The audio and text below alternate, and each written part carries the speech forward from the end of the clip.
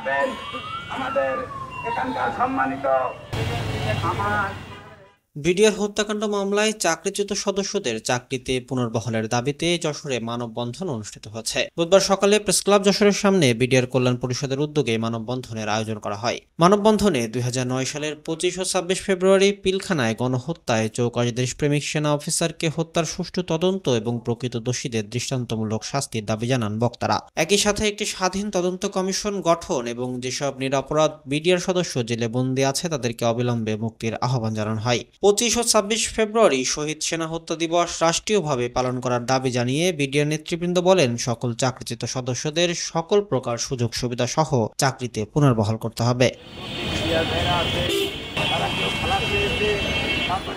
Desk report, Dainik Kalyan.